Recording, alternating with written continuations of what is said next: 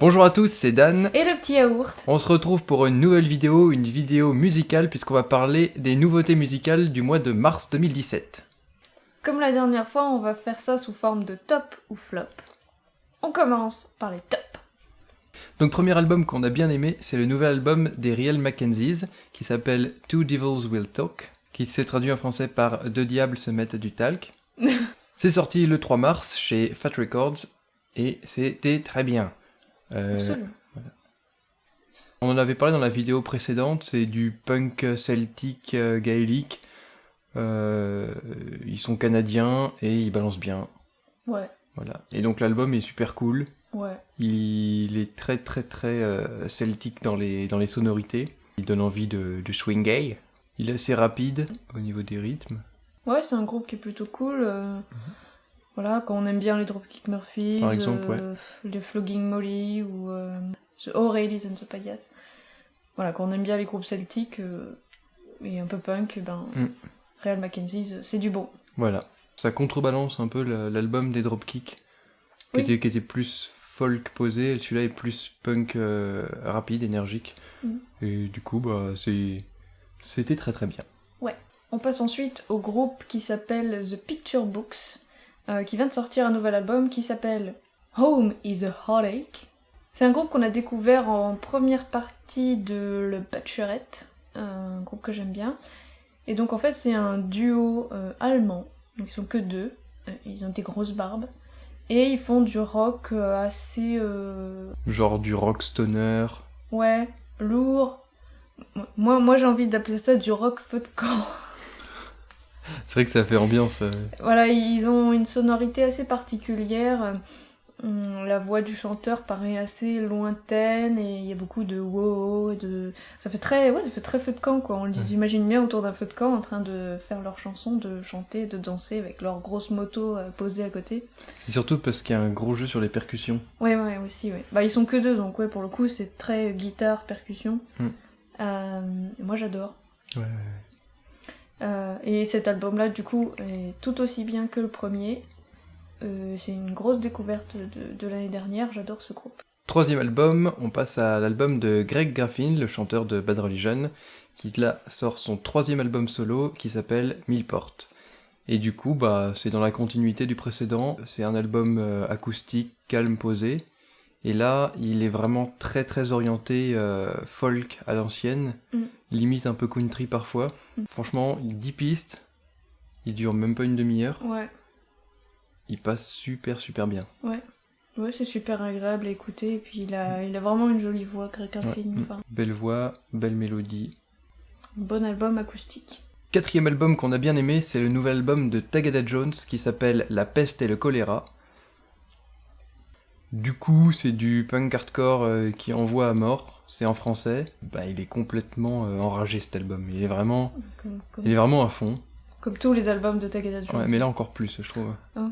Ouais, le dernier album était plus... je sais pas, les textes étaient plus longs, avec des phrases plus longues. Là, ça martèle à mort.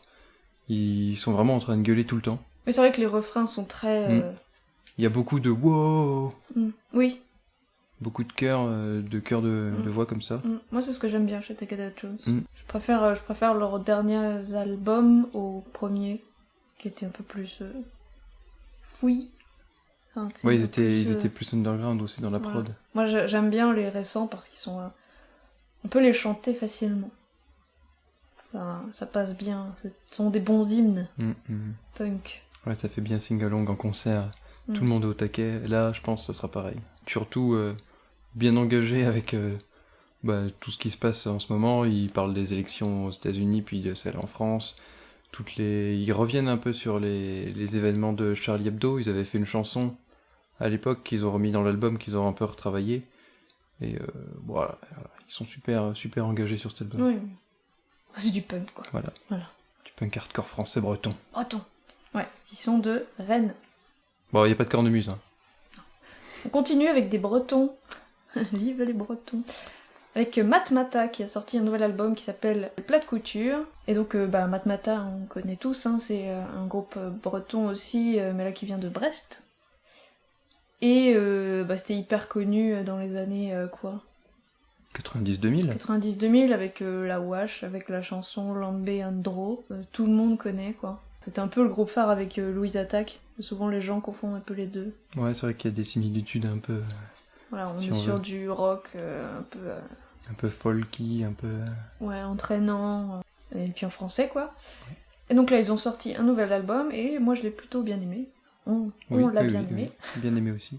C'était leur premier album, ils s'étaient séparés il y a à peu près 10 ans. Ils étaient revenus il y a 2 ans avec un best-of et une nouvelle chanson. Et là ils sortent un nouvel album et une nouvelle tournée et tout. Du coup, un bon retour. On est toujours sur du rock français avec pas mal de folk et pas mal d'influences bretonnes, celtiques, et on retrouve ce côté-là. Et en même temps, on a aussi quelques chansons plus posées vers le milieu de l'album, la fin de l'album, j'aime bien. C'était un très joli album, j'ai bien aimé. Ouais, c'était surtout des chansons à texte un peu, il y a des jolis textes. Ouais, c'est un bon retour, c'est une bonne surprise. On a Beaucoup bien aimé. mieux que, pour le coup, le Louise Attaque qui était sorti en fin d'année dernière. Ouais. Qui était trop dark. Là, Matmata, c'était très très bien. Ça donne envie d'aller les voir en concert. Ouais. On continue avec le nouvel album de Stupéflip qui s'appelle Stupvirus. Du coup, Stupéflip, c'est du hip-hop alternatif, un peu rock, un peu punk, mais surtout hyper bizarre, français.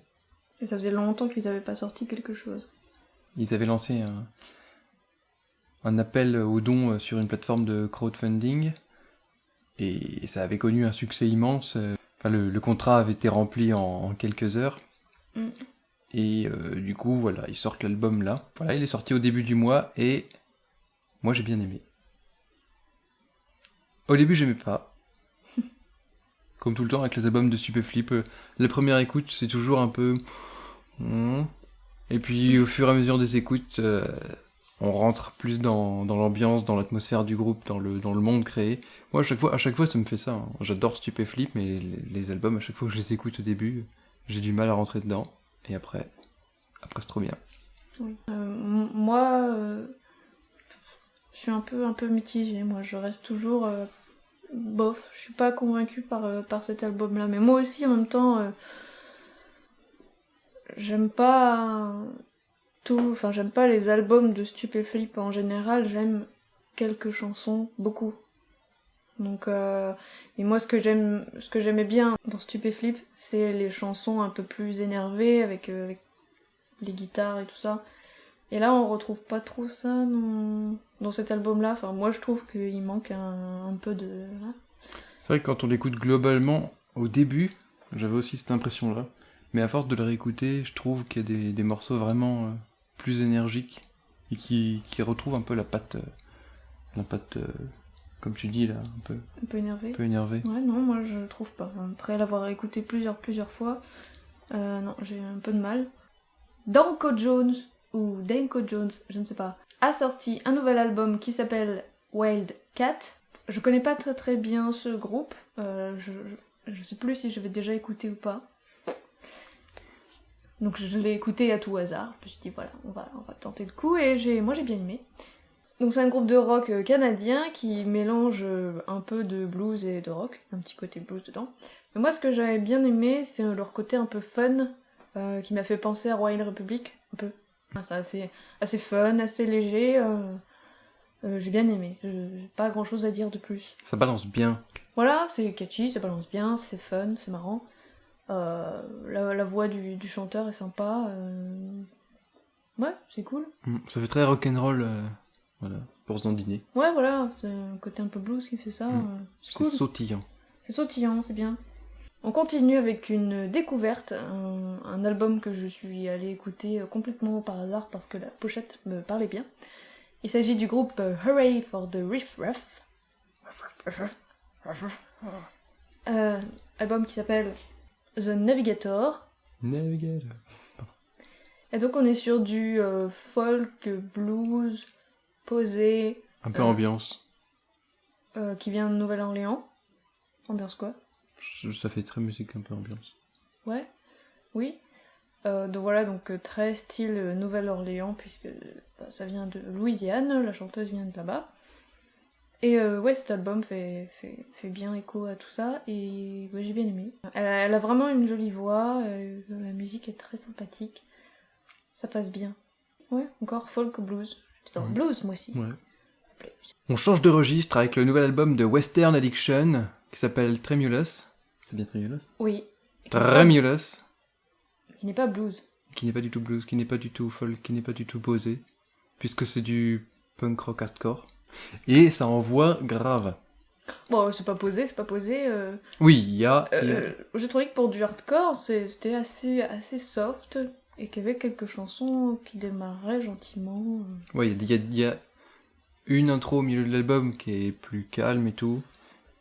Et la dernière chanson qui est une chanson qu'ils ont composée pour le chanteur de Enemy You, qui était mort l'année dernière ou il y a 2 ans. C'est un long crescendo qui vient du cœur. D'accord. Et sinon, l'album, il est bien bourrin. Il a surtout des bonnes mélodies, hyper accrocheuses. C'est du punk hardcore pour toute la famille. C'est un peu plus easy à écouter que des trucs hyper trash, hyper bourrins, mais c'est propre, c'est bien fait. Puis les mélodies, surtout au niveau des voix, mélodies des voix. Parce que le chanteur il gueule, mais il arrive quand même à faire des trucs... des fluctuations. Voilà. Des trucs qu'on retient facilement. Oui. Dépêche Mode a sorti un nouvel album qui s'appelle Spirit. Et je vais pas trop m'attarder dessus parce que je m'en rappelle plus beaucoup en fait. Et tu l'as mis dans les tops quand même. Oui, parce que je sais que je l'ai bien aimé quand je l'ai écouté. Ils sont assez fidèles à eux-mêmes. Pour le coup, ils prennent pas trop de risques. Ça sonne toujours comme du Dépêche Mode. C'est toujours électro-rock. C'est toujours bien fait. Il y a une bonne unité sur tout l'album. Ça se laisse écouter. C'est bien quoi. Dépêche Mode, c'est cool. On continue avec du pop-punk. Un groupe qui s'appelle The Dolly Rots, avec une nana au chant. Ils ont sorti un nouvel album qui s'appelle Whiplash Splash. Et donc c'est du pop-punk, avec une chanteuse au chant, et c'est très bien.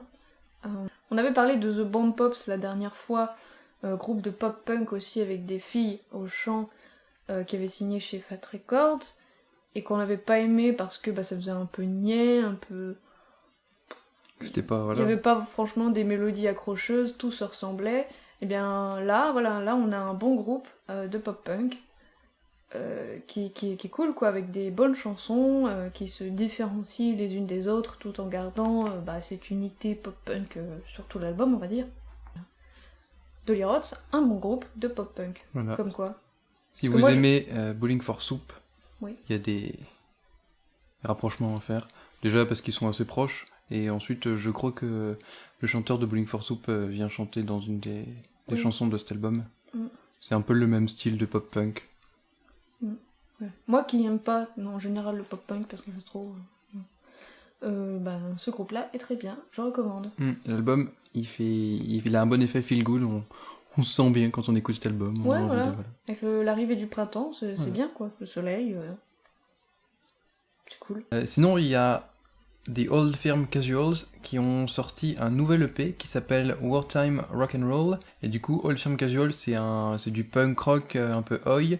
C'est le side project du chanteur de Rancid, Lars Frederiksen. Et voilà, c'est dans la même vibe que Rancid, mais en plus punk rock oi. Du coup, on a écouté l'EP et c'était carrément pas mal. Du bon punk rock, bien oi. Ça a la patate, c'est même bien rock'n'roll par moment. On a 5 titres, l'ensemble est assez homogène, et pourtant chaque morceau est un peu particulier à sa façon, notamment au niveau du chant et au niveau des types de mélodies. C'est super sympa à écouter, et c'était bien cool.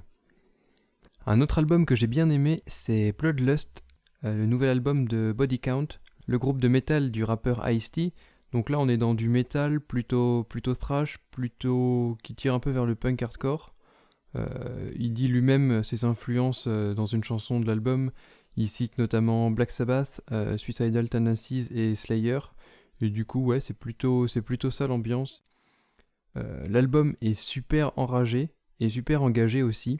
Il aborde des thèmes de la société actuelle américaine avec une certaine patate et niveau musical, c'est bien bourrin. Franchement, ça envoie, c'est plutôt cool. On a fini avec les tops. On passe maintenant au bof. Mitigé. Ça peut être des morceaux qui sont pas dans le style qu'on a l'habitude d'écouter, donc qui nous plaisent pas forcément, mais sans pour autant être classés dans les mauvais trucs. Quoi qu'il arrive, c'est subjectif.